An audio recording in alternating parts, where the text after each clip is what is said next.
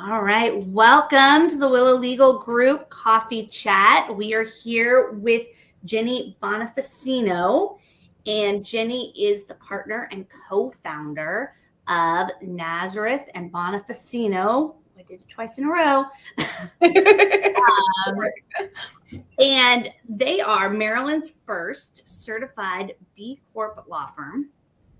Ginny has over a decade of experience as a business attorney and outside counsel on both coasts, Maryland, DC, and in California. She focuses on corporate, trademark, and copyright law, commercial leasing, and employment law. While Ginny's clients are from all industries, she often counsels businesses with creative assets they wish to protect and monetize. So this enables her to utilize her strong intellectual property background and provide additional value as general counsel. So Ginny, thanks for joining us. Thanks for having me. So first, why don't you educate folks on what a B Corp is and why it's so unique for a law firm? So a certified B Corp is a company that's focused, it's a for-profit company, but we have a larger impact and purpose, which can be a whole range, but it typically focuses on what they say is people or profit and planet. Those are like the 3 Ps. So you look at how you're treating your people internally, what you're doing as a business to help folks externally, how are you as a business impacting the planet, and then profit comes out of that as well. Oh, yeah. Wow. So whenever I think of B Corps, the one that pops in my mind is Ben and Jerry's, and maybe or Tillamook. Yeah. Mm-hmm. Yeah. Oh, Tillamook is too? Tillamook is one, yeah. Mm-hmm. Okay. It's typically, I think it started very consumer brand focused, but it can apply to any business. Huh. It's really neat. I learned something today. So Ginny, when we talk to clients that have businesses, right, talking about planning for their business often comes up. It's often something they don't even think about, right? They're, we have some do you have a plan for your business? And they go, what do you mean? Like, I don't know. So tell us a little bit about the types of planning that a business owner can think of when they're thinking about the next stages of their business. So especially goes hand in hand with estate planning is, of course, what happens when something bad happens and that person is no longer able to operate their business. So we look at it 2 separate ways, is internally making sure the operations are all written down, everybody knows what they're doing. If I get hit by a bus, this person's going to step in and do the day-to-day. And then externally, kind of like, what does that person need to retire, to sell their business, to pass it along to folks internally, to give it to their kids, whatever it is. And that, so we kind of look at all of that as part of the business planning. Okay.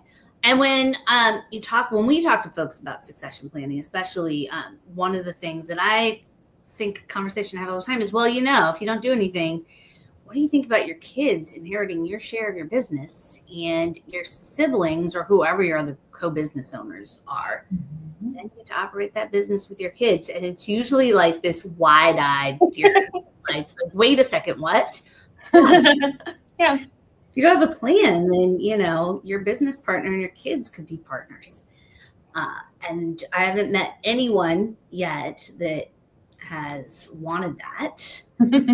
So talk to us how you can kind of plan within the business for some of that. So part of it is, if there's several partners or whoever's operating the business, making sure you're on the same page of, if something happens to me, this is the person that's going to take over, but this is how I'm going to compensate your family if something happens as well. So all of it needs to be drafted into an agreement, whether it's a shareholders agreement or operating agreement among the partners. We might get some insurance in place to buy out the family if something happens. and just go through that process. Because I use the same example. Typically, I'm like, do you want to go into business with your partner's spouse? Like, and they're like, what? Huh? So yeah. Yeah. Talk a little bit about the importance of an operating agreement or shareholders agreement, because that's the other one that we ask all the time. Mhm. And also, second deer in the headlights look like, what are you talking about? Or I don't know, maybe I have something and they're talking about like their articles of organization so the importance of having some sort of operating agreement. And I think even specifically for a single member LLC. Yeah.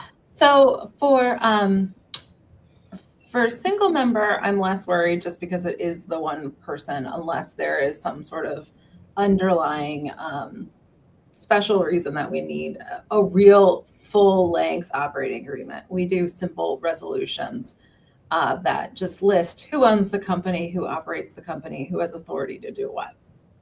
And especially when you do have more than one person, you have to view it as a business prenup. Like, this is what happens when something bad is going to happen at some point, or one of you, life is going to change and you're going to want to walk away or retire or whatever.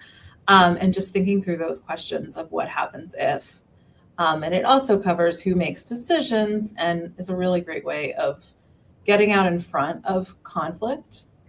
And also on the back end, having a way to resolve conflict too. Like, I often recommend we go to mediation. And if we don't go do mediation, maybe we should just buy each other out or something like that. And really talk through it. Yeah. We can say we're big fans of even single member LLCs having some sort of succession plan or TOD transfer in their estate plan, because it's messy to have that business go through probate. You don't want to probate a business. It's painful. It's painful, and the default Maryland laws are not super favorable for most businesses. So even something simple for a single member is fine, as long as there's something. Not the state law. So tell us some of the things business owners should think about when they're first if they haven't thought about succession planning. What are some initial things to think about before they get to an attorney, before they take those next steps to document? So one of the things is, sitting down with whether you have a financial advisor or whatever it is, and understand what money do you actually need? Like, what is the number that you need to retire? What's the number you're going to need to support yourself? And then we can map it to, how do we get there? Is there someone internal that we can sell the business to? Or externally, what's the market like? I don't, just kind of playing with the ideas of what we do or leaving it to children or whatever it is, and get an idea. But I think the goals is the most important part, is the client really understanding what is my goal here. And then we can reach that goal. Yeah. So through figuring out planning and. Yeah, exactly. Yeah. So what inspired you to focus on this area of law? So I went to law school to work with artists. That was always my loved artists, loved working, and I worked in several museums. I still represent museums, but I found that I really enjoyed the part of it that was just combining some intellectual property with general business law.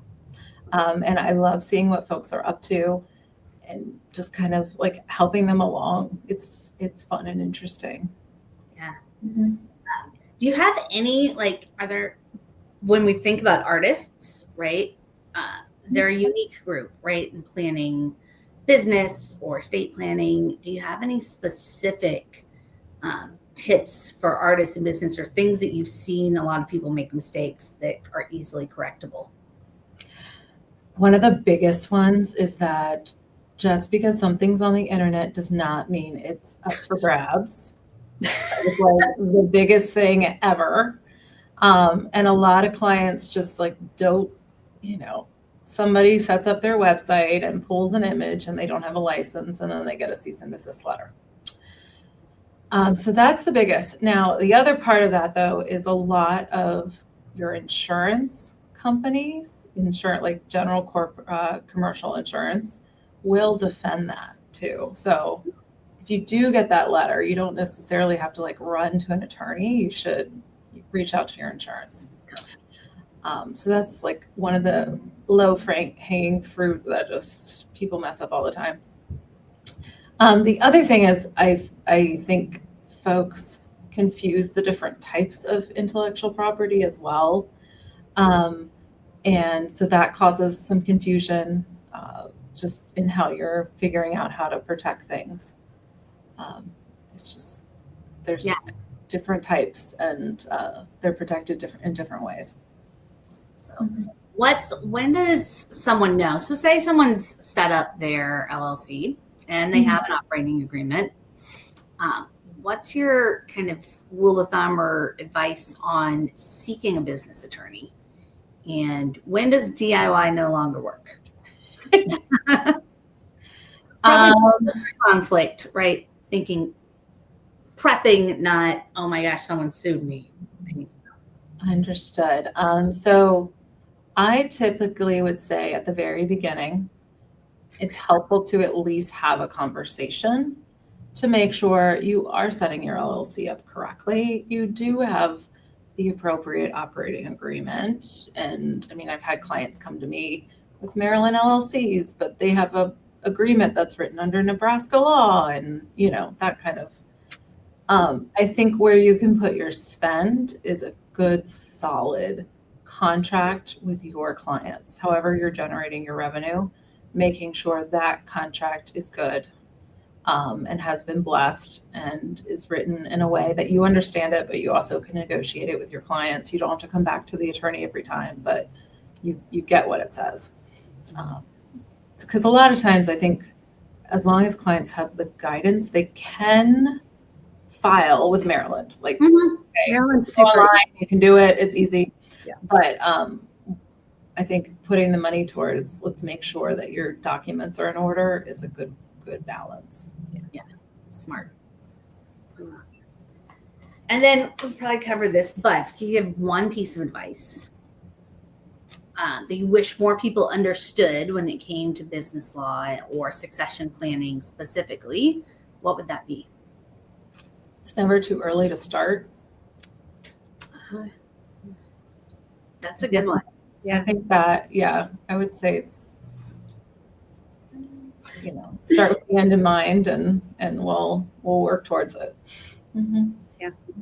Yeah, that's a great, I didn't even think, I think that folks do that as they're thinking about retiring, right? Mm-hmm. Or what's next for my business. But when you start a new business, right, you're going to be doing it forever. Mm-hmm. And you don't think about, well, how am I going to get out, or what are those next steps, and what if something happens to me? Yeah.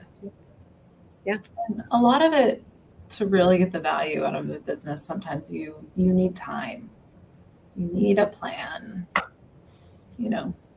Yeah, it takes lots of man hours to get all of the operating stuff in place. And yeah, exactly. And otherwise, you're not really buying much. Yeah, exactly.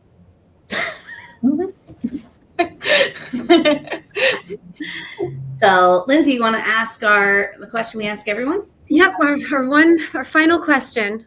What's one item you can't live without in your day-to-day life? Coffee. I love it. Yeah, you have to think about that one. No, you're just. Yeah. I really am sad if I don't have my daily coffee. Me too. Mm-hmm. I can relate. Yeah. We should start tallying like how many people actually say coffee, because it's becoming a popular answer. I'm surprised when it's not the top answer. I am too. Cell phone and laptop have been up there too, and I think that's interesting. Fair. That's fair. but no coffee. I could live without. Yeah, exactly. That's kind of like, that sounds nice. Yeah. I'm like, Oh, okay, sorry, you can't reach me? but I have coffee. Exactly. I'm alone drinking it. With no children talking to me. None of us are moms. All right. No. Well, thank you. Yes. Thank you. Thank you, Jenny. This was great. So we'll drop contact information for Jenny in the chat if you want to reach out to her, or if you reach out to either of us, we'd be happy to make an introduction. Thank you so much. Thanks for joining us.